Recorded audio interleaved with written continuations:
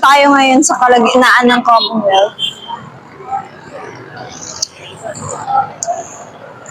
At magmimisa tayo ngayon sa lahat ng mga mag-exam ng GET ay or nag-exam na pala sila, patapos na sila yung mga iba, mga secondary and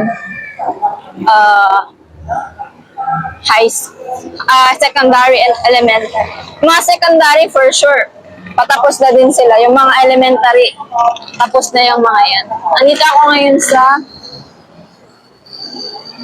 St. Peter. Ayan. Huwag kayong mag-alala.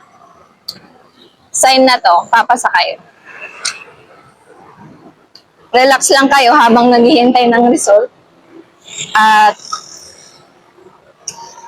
ipagdasal nyo na mas maganda ang result.